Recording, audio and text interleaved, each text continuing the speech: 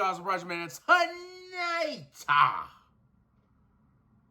we are going to be talking about the interesting announcement. I know some people say you're late to the party, man. That was so yesterday. But I say, no way, better late than never. Even though never late is better. But I'm back, and I'm better, and I'm ready to deliver the message, the translator, the man who's the go-getter, and get after this news that just dropped yesterday. That just dropped yesterday. But here we go, man. Summerslam, WWE, for all my fans of WWE out there. SummerSlam in 2026. Six is going to be not one, but two nights of SummerSlam in 2026 in Minnesota. 2 nights of SummerSlam, Minnesota 2026. And that is going to be absolutely insane. Let me go ahead and get my mic. That is going to be absolutely insane. And here's my thing that I think about it. I kind of have mixed feelings. I'm in between a conundrum, a dilemma. I can't choose because I don't know what's better. One night of SummerSlam or 2 nights of SummerSlam.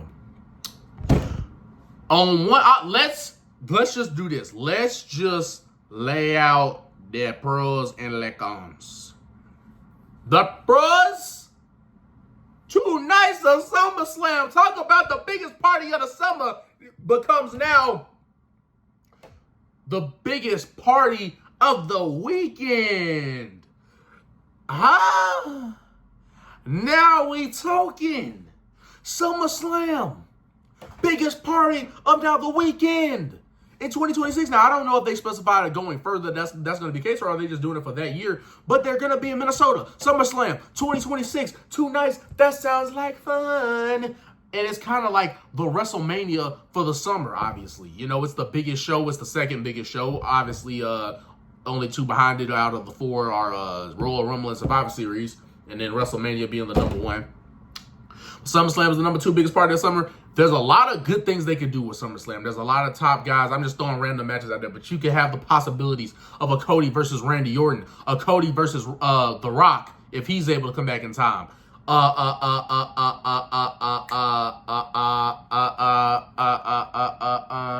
We could get CM Punk versus Drew McIntyre. We could get what's another big time? So we could get Liv Morgan versus Rhea Ripley. Yeah, they could pay to see mommy get her revenge on the Revenge Tour or Tourist. And then we could see, well, we could now see Bailey and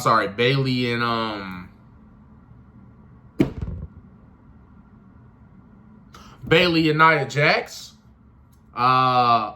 But yeah, there's some SummerSlammer potential here. But I guess I'm going to say this. My pros would be the fact that, okay, it sounds fun to write a 2-night format. But then some could argue that the 2-night format was so special for WrestleMania because we had never seen, like, you know, a pay-per-view spread across 2 nights.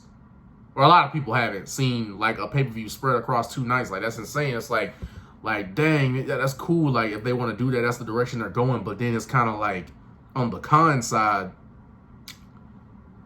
you thought that was going to be reserved for WrestleMania. Like, never thought to put in my mind and even drop that hint of a thought into my dome piece that WrestleMania, or other than WrestleMania, another pay-per-view would get 2 nights. And SummerSlam, 2 nights. On one hand, it sounds kind of exciting, but then I'm like, I ain't gonna lie, I kind of am in between because I'm like, I feel like what made the 2-night format special is the fact that it only applied to WrestleMania, the biggest show in wrestling history every year. But a 2-night SummerSlam could be fun, bro. I'm just curious who the top stars, who's going to be the most over by 2026. But that's that news. But that's kind of my feelings on it, my thoughts on it. Is that on one hand, it sounds kind of cool, right? More people can get on the card and everything. But then it also is like, dang, man, it kind of sounded like it made WrestleMania to me more special because it was the only event with 2 nights. And it works because it's WrestleMania of all places. So it works having 2 nights. Now, the other slash that I'm putting on this title that we got to talk about is the fact that actually correlates to SummerSlam. You now, by way of Triple Paul Levesque H. McMahon, or Triple H Paul Levesque, Paul Triple H Levesque, says the winner of the King and Queen of the Ring, the Coder and the Quoter, are going to get automatic world title shots at SummerSlam. Which adds a interesting plot twist. Adds an interesting dynamic because now it makes you think, are they going to do Randy Orton and Cody Rhodes? Are they going to do Gunther and whoever got the title, right? Priest, Drew. I doubt Punk would win it by then, but that would be something that if they did Punk and Gunther. That'd be something. But maybe Gunther Drew or Gunther the Priest. I don't know. But it does add some unpredictability there, man. Because on one hand, a lot of us probably thought Gunther's probably winning King of the Ring. Oh, we knew at least he was going to be in the finals. But I don't know, man. I don't know. It does add an interesting dynamic. I mean, Lyra's not winning Valkyrie. She's not winning that, bro. Like, it's just, that'd be skyrocketing somebody quick. Now, if she was over like that, like maybe if they had done this with like a Tiffany, I could buy them kind of skyrocketing somebody like that immediately win Coder, King of the Ring, or Queen of the Ring. Quoter, even though there's no U. Quoter, King of the Ring. But with Lyra, lyricist, I don't know, bro. I don't think she winning that one. I think Nia Jax is beating her. Which, I ain't gonna lie, Gunther versus Randy, great matchup, first time ever. That sounds like a big time main event matchup. But Lyra versus Nia, I don't know, man. That's kind of a crazy matchup to do. I thought it would have been cool if it had came down to like a, man, wouldn't that have been cool if it had came down to like Io and Bianca running it back a third time? Or maybe if they had done I just feel like Io should have been in the finals. Like, I'm not saying she should have won it, but I think it would have been a more interesting dynamic if they had done like Io versus Bianca or Io versus Nia. That would have been cool, but they're going with Nia and Lyra. I just feel like you would have waited for her to get over first before putting her that far into the Queen of the Ring, or even being in the Queen of the Ring. You would have thought they would have waited for her to get a little more over first. But that's what they're going with. That's what they're doing. I don't control the booking. I just talk about it. But it does add an interesting dynamic, as a little bit more of unpredictability for the future Queen and King of the Rings. But King of the Ring finals looking great. Queen of the Ring, that one is kind of like nothing against Nia, because I think she's probably one of the only heel females that are actually over as heels. And then Lyra, I just don't know how the crowd is going to react to her. That's why I said I kind of would have thought it would have been cool if it was Io at the last bit. But for this part of the program, that is my thoughts on it. My next video that I'm literally about to drop immediately after this one is going to be my preview and predictions for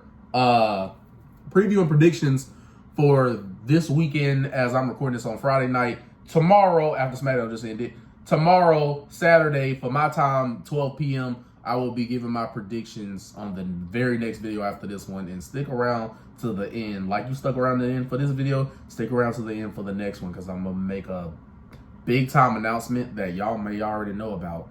If you've seen it on my page, you know about it. If you don't know, you will know. Well, at the end of the day, what can I say? It is what it is, and what it's going to be is the Prodigy coming back at you once again with another video. Just keep sticking around, and we're going to keep laying down the ground. Work for greatness. Because I am DJ White, so without further ado, let's get it. Shall see y'all in the next one.